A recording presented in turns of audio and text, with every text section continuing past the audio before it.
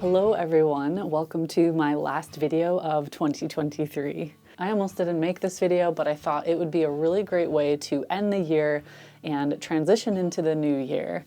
I want to share my current watercolor palette, some of the changes I've made recently. Any excuse to talk about colors and do some swatching. As many of you know, I keep a palette in my studio with 18 colors. This is just my favorite palette. I can move it from room to room. It's very portable and compact, and I've been using it for so many years that I'm just so used to my layout. My outdoor kits, my plein air kits are much more limited, anywhere from 6 to 10, sometimes 12 colors, but that's rare. I typically use very few colors outside for a single painting. So a few times a year, I make some changes to my core colors, and then I choose from these what I'm going to take outside with me in my limited palettes. And I call these my core colors because this is what I paint with most of the time. However, I do have a few tubes of specialty colors that I keep over on the shelf, and I pull those out for very specific uses now and then, and I'll actually mention that in today's video.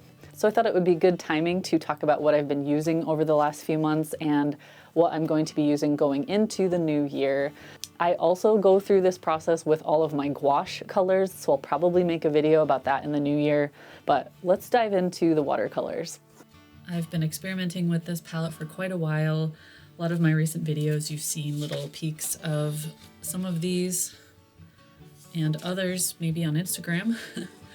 But so far, this selection is working really well. Like, I just feel like I can use it very intuitively, and I'm stretching the colors to see how vibrant I can get as well as how muted I can get. First, I'll talk about what new colors are joining my palette, and then I'll talk about the ones that are leaving. Lavender is a new color for me. I didn't ever really think about getting a color like this because it has some white mixed in. It almost reminds me of gouache, actually. But when I did the Ian Stewart workshop this summer, he had this color, he used it a lot, and he put a little dollop of it in all of our palettes so we could try it out, and I fell in love with it, especially for mixing into colors for coastal scenes or anything that's going to be a little bit misty and more muted. This is a beautiful color to mix into distant cliffs, distant hills, things that are off in the distance that are a little bit more subtle. So I had to buy a tube of it. Actually, I bought 2 tubes of it because I know I'm going to use it a lot. I think I'll even put it in my gouache palette because it is a little bit more opaque due to the titanium white that's in it. Quinacridone gold is another color that I discovered during the Ian Stewart workshop. A few of the other attendees were using this, and they made the most gorgeous mixes, and they just absolutely swear by it as a mixing color. So I got to test it out, and I too fell in love with it. The only thing is that it does have PY 150, which is nickel azo yellow. So if you're trying to avoid metals in your palette, you would want to avoid this one. But I decided to give it a try, to give it a little experimentation in the studio mostly for the next few months and just see how it goes. And lastly, we have phthalo turquoise. And this is one of the colors that when I first swatched the dot card, I was really close to buying it. Instead, I bought the Amazonite Genuine, which is kind of a phthalo blue, but has tons of granulation. And this is just one of these colors that haunts me. It's so gorgeous. So this one is probably going to have a permanent place on my palette. I also want to show this because it's not a huge change, but I did buy a bigger tube of this one, Bismuth Vanadate Yellow. I used to have this on my palette, and then it went away, and I used lemon yellow instead. And I actually bought more bismuth to mix with lemon yellow. So right now they are separate on my palette, but in my travel palette, my plein air palette, they're combined.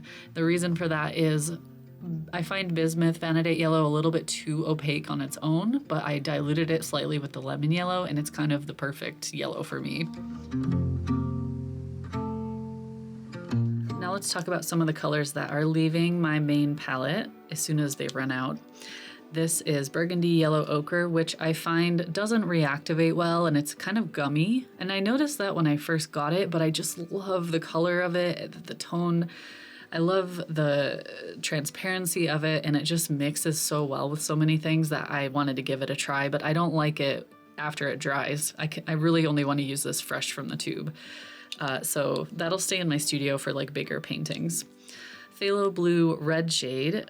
I took a chance on this color because I had seen some other artists using it and praising it, and I do really, really like it. It's a gorgeous mixing blue, but now that I have phthalo turquoise, I really never use it. So it'll just be kind of a backup phthalo for me. And then lastly, manganese blue hue. I love, love, love this color, but it's also one of those that is a little bit gummy, and I find that I'm not using it as much as I thought I would because I can easily just mix a nice sky blue color with some of my other blues. So this is a convenience blue for me, and it's gonna stay in my studio for some bigger paintings whenever I need, you know, some more colors, but these will be going on the shelf for now. So first we're gonna swatch all of my PrimaTek colors, which when I laid them out on the paper, I didn't realize I had this many. And I'm also gonna talk about the ones that I won't be buying once they run out. Some of them I am totally in love with and I'll keep buying, but a few of them I feel like are a little bit redundant, or I just am not using as much as I thought I would. First up is Sodalite Genuine. It's kind of a deep bluish black and very heavily granulating. Then we have Bloodstone Genuine, a more true black. I would say it's slightly warm, but overall feels kind of neutral compared to the other ones. But I love this one, especially for shadows and rocks and cliffs and stuff. Make sure we get enough darkness in there. I think Bloodstone is one of the most granulating. And then we have Amethyst Genuine. I think this is one of my all-time favorites. I could see this being on my palette forever as well, just because it makes me so happy. Next we have Minnesota Pipestone Genuine. Sort of a kind of a brownish, almost Indian red looking pigment with tons of granulation and maybe even a hint of sparkle. But I find it to be the perfect color for rocks in Scotland. On the coast especially, we have a lot of sandstone. Next we have Bronzite Genuine, another of my recent favorites because it's just so good for sand, beaches, rocks, just everything. It's got quite a lot of sparkle, but it's still small sparkles. It's still got that subtle hint of shine that I love. So sometimes I'll even add this to a mix just to give it a little bit of glitter, especially if it's a beach scene. But it is very heavily granulating and just a lot of fun to mix with colors. Next we have Serpentine Genuine. I think this is one of the first PrimaTeks I ever bought back in the day. And it's a gorgeous, bright, sunny, grassy green. This works so well for fields and grasses in Scotland. And I didn't include it in my most recent palette, but I've still kept it. And I use it a lot in the background, like in the studio especially. Next we have Green Apatite Genuine, one of the newer ones. It's such a deep, rich green, but it is very versatile because as soon as you start diluting it, you can see it warms up a lot. So it works beautifully for fields, grasses, coastal scenes, sea, like water scenes. It's a nice, more neutral green, I would say, and I love it for its versatility. Then we have Diopside Genuine. Again, one of my first colors I ever bought with first PrimaTek colors, and it is a rich emerald green. I feel like over time I found it a bit too strong. Obviously you can mute it down with a lot of different mixes, but it is a gorgeous green on its own. It's just a really strong green, but it has such gorgeous granulation that it can be a fun mixing green. And lastly we have Amazonite Genuine, one of the newer ones I got. Love, love, love this color because I'm obsessed with turquoise. Let's be honest, that's the main reason I bought it. It's definitely a beautiful color for any kind of coastal scene. You could even use it in skies if you mute it down a little bit or dilute it quite a lot. And here we have the finished swatches, totally dry. You can really see the granulation now in each one, and you can see how some of them have slight color shifts, especially as they are diluted, like the Serpentine Genuine gets a little bit kind of brown speckly in the diluted areas, a little more yellow as well. And the Diopside Genuine has some deeper blackish speckles. Apatite Genuine gets sort of hints of bright green in the diluted areas, but mostly you can sort of see that brown speckled granulation. Overall, I have to say I love all of these. It's just when I try to work with a limited palette, I have to be more selective. So this is a bit too much for me. I won't be buying Sodalite Genuine again. I can easily mix a similar tone by adding a blue to my Bloodstone Genuine and cooling it down a lot. And since I find Bloodstone Genuine to be more useful for the things I paint, like especially when I use it in rocks and coastal scenes, I can really use this deep coloration I can get, but whenever I need to warm it up or cool it down, it's such a good mixing block if I want granulation. So it kind of eliminates the need for an extra deep color like that. And then once my Diopside Genuine runs out, I won't be buying any more. I have all these other lovely granulating greens now that I just don't feel like I use this ever. I still haven't decided if I'll keep both of these on my palette. Like I said, I mix a lot of rock colors and beach colors, and they are so useful for that. Like I usually reach for one or the other. I don't really use them a lot together in the same scene. Maybe time will tell. I do lean more towards the Bronzite Genuine because it's a really perfect color for beaches and sand, and I paint a lot of that in Scotland. It's a little more subtle in terms of granulation, but it's got a bit of that sparkle, so it's a really fun color to play with. Now we're gonna swatch my studio palette. So from this giant selection of colors, I can choose what I wanna take outside with me in my limited palette. But first, let's talk about what options we have. We're gonna start with Quinacridone Magenta / Lilac. Quinacridone Lilac is the one I bought first, and then got this one after I realized they are slightly different, and I sort of wanna see how they affect things over time. We'll start with Quinacridone Lilac, and then I'll do the Quinacridone Magenta right next to it. So I'm just gonna try to dilute it and stretch it out a bit. And then we have Quinacridone Magenta, which to me is a little bit more of a deeper magenta. This is more bright and rosy. This one leans slightly more violet, or looks like more of a wine red in its mass tone, and then stretches out to the rosy pink.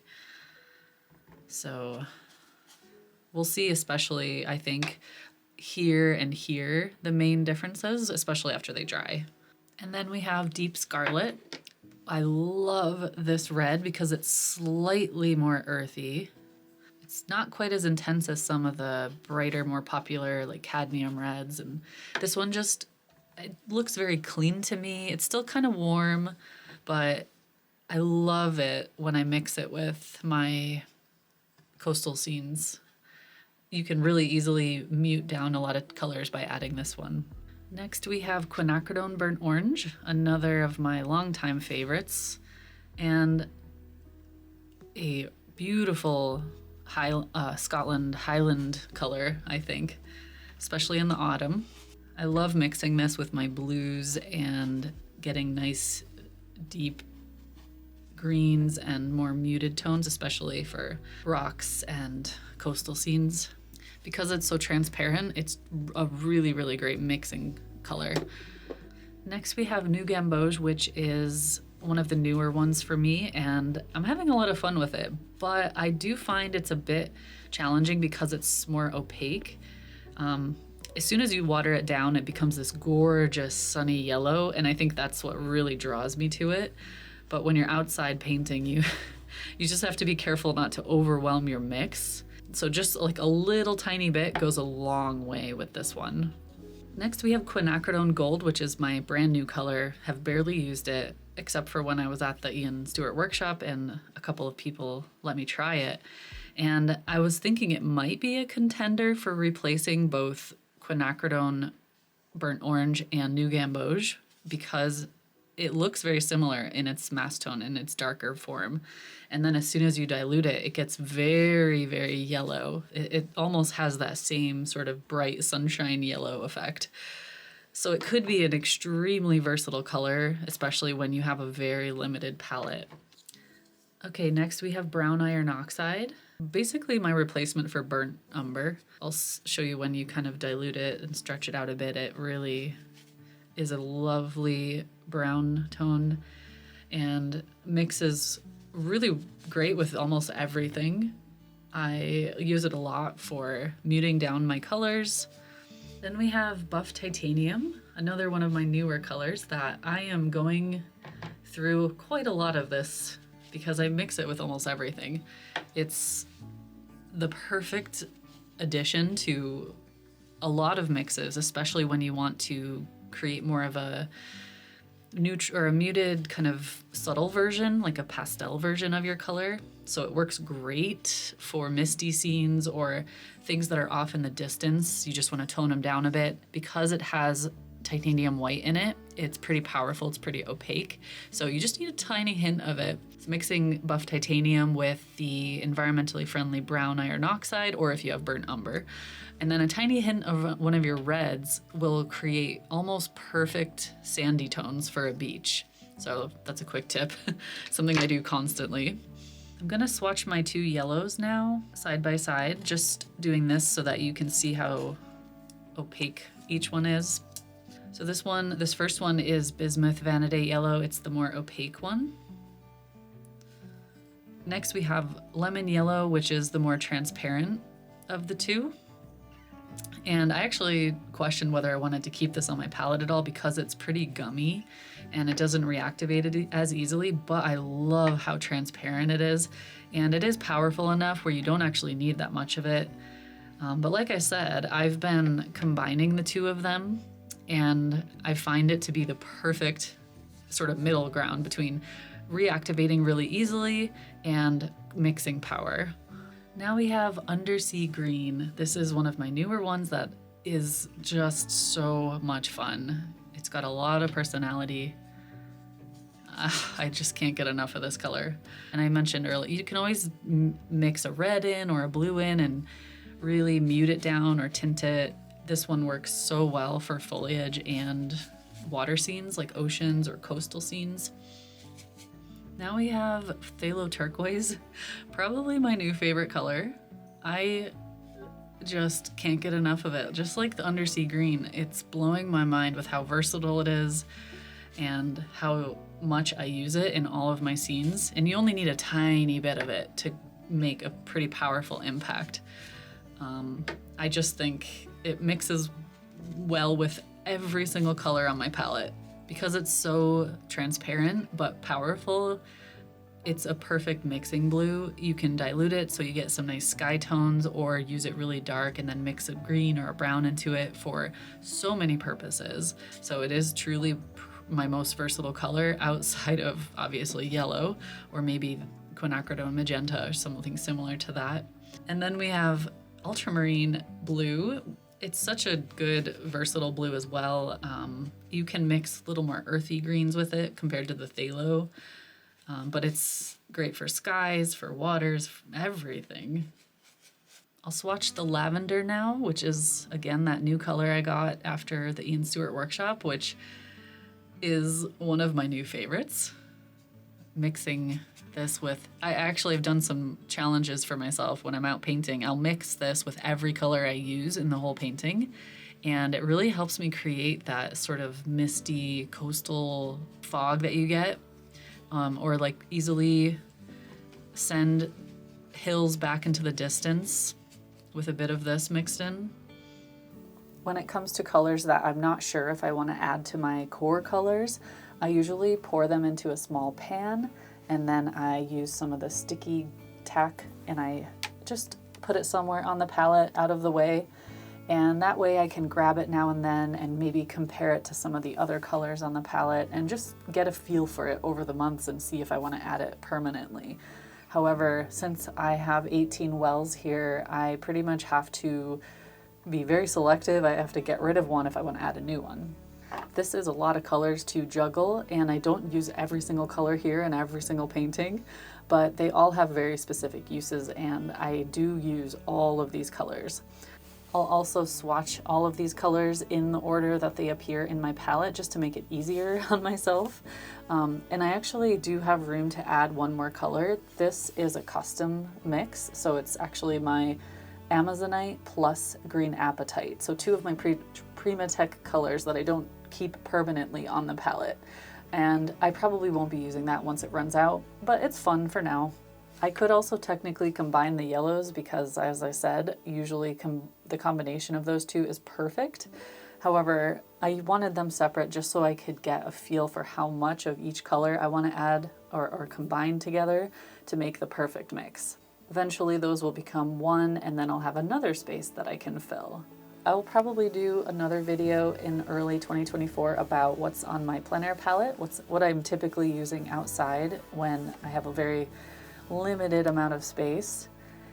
So keep an eye out for that. But otherwise, I hope you all have a wonderful holiday, and I'll see you all next year.